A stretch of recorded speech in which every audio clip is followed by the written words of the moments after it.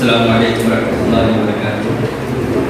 اراکین مجلس صدر پروفیسر صفدر امام قادری صاحب، پروفیسر ندیم احمد صاحب، میرے سبق جماعت ساتھی ناظمین اجلاس صاحب عمران صاحب، معزز اساتذہ کرام، پہلے سے اپنے بچے ہوئے اور معزز حاضرین، بہت ہی مختصر مضمون ہے، خود مختصر کر کے لایا ہوں اور بلا تمہید اپنا مضمون پیش کرتا ہوں۔ عنوان ہے انور اعظمی کی شاعری میں انقلابی آہنگ۔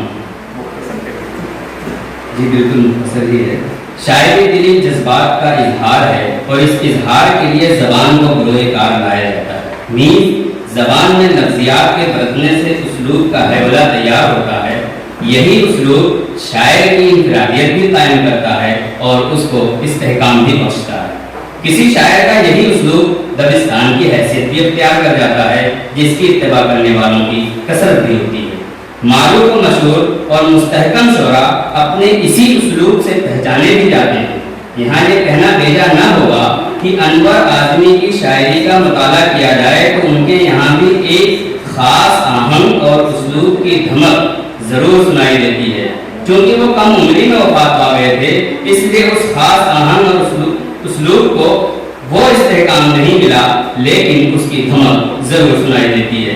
ان کے مجموعہ کلام اذان سحر کی طرف میں جو آہنگ نظر آتا ہے وہ اقبال سے مستعار ہی معلوم ہوتا ہے۔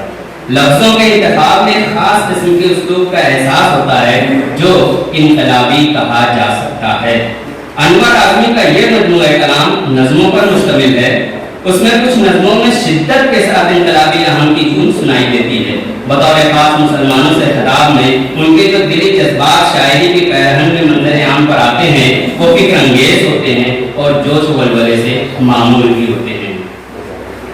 انور اعظمی کی نظموں میں یاران حرم سے، اے ملت اسلام، اے مرد مسلمہ، اے نوجوان ملت حق، ایسی نظمیں ہیں جو جوش سے پر ہیں۔ ان نظموں میں شاعر نے مسلمانوں کو خواب غفلت سے بیدار کرنے کی کوشش کی ہے۔ انور اعظمی نے مسلمانوں کو آگے بڑھنے اور ترقی کی راہ پر چلنے کے لیے اپنی ان نظموں کے ذریعے بہت اکسایا ہے۔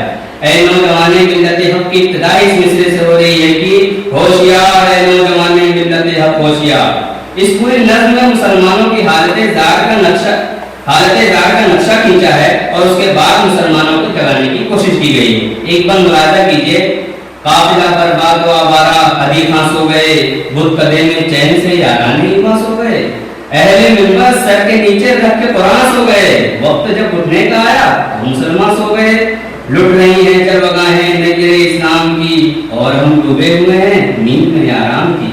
اس طرز کے اشعار کے بعد آگے چل کر نظم کے اختتام میں یہ کہتے ہیں، بند ملاحظہ کیجیے کہ اے جوان تیرے لہو سے روئے ملت پہ نکھار، عرض ہے امکان تری ٹھوکر سے ایک مشتے غبار، دیکھ پھر اٹھنے لگی ہے وقت کے رنگ کی پکار، ہوشیار ہے نوجوان ملت حق ہوشیار، آؤ پھر بنیاد رکھیں کعبہ اسلام کی، شیخ کو تصویر پڑھنے دیں بتوں کے نام کی۔ اس طرز کی ان کی دوسری نظم اے ملت اسلام بھی ہے۔ اس میں بھی پہلے عظمت رفتہ کا قصیدہ پڑھا گیا اور پھر مسلمانوں کی زبانی کی عکاسی کر کے انہیں جھنجھوڑنے کی کوشش کی گئی۔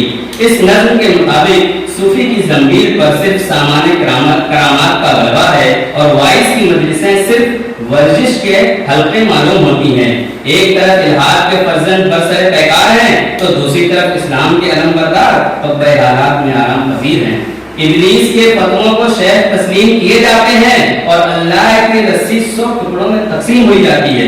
ان حالات سے نبردآزما ہونے کے لیے مسلمانوں کو بیدار کرنے کی کوشش انور اعظمی نے بھی کی ہے۔ اس نظم کا یہ بند ملاحظہ کیجیے، کب نکلیں گی میناروں سے محبوس اذانیں، جاگے گی محرابوں میں سوئی ہوئی تکبیر، کب وادی جذبات میں لہرائیں گے پرچم، کب محفل احساس میں اٹھائے گی شمشیر، کب اٹھے گا اسلام کا سیلاب ہماگیر، کب گونجے گا آفاق میں توحید کا پیغام، اے ملت اسلام۔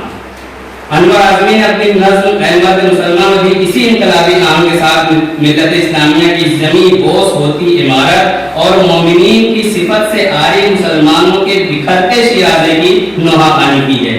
یاران حرم میں بھی اس موضوع کی بازگشت سنائی دیتی ہے۔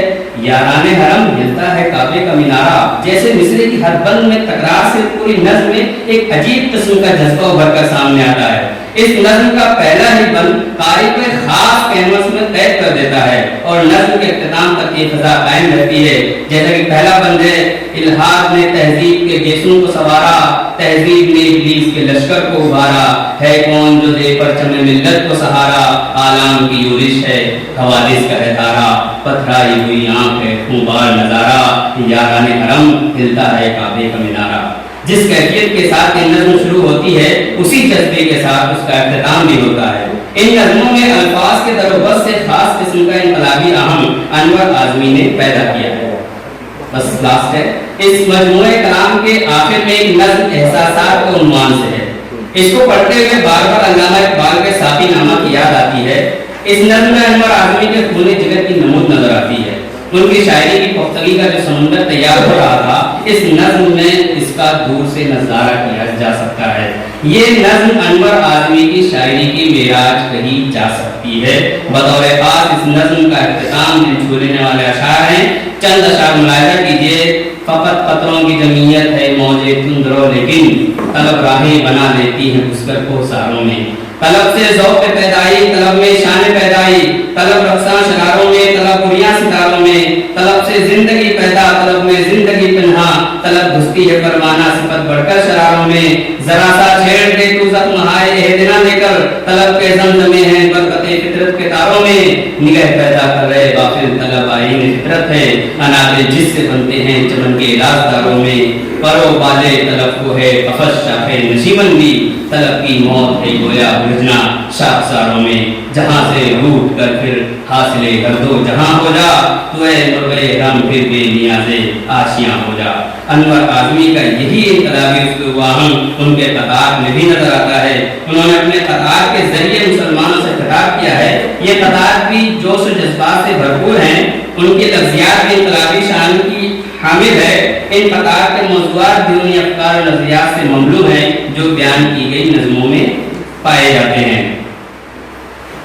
ان کی شاعری کے بارے میں کوثر اعظمی صاحب نے ایک جو اپنے مقدمے میں ذکر کیا ہے، اس کا ایک چھوٹا سا اقتباس پیش کر کے اپنی بات ختم کرتا ہوں۔ اس اقتباس کا کچھ حصہ پہلے بھی آ چکا ہے۔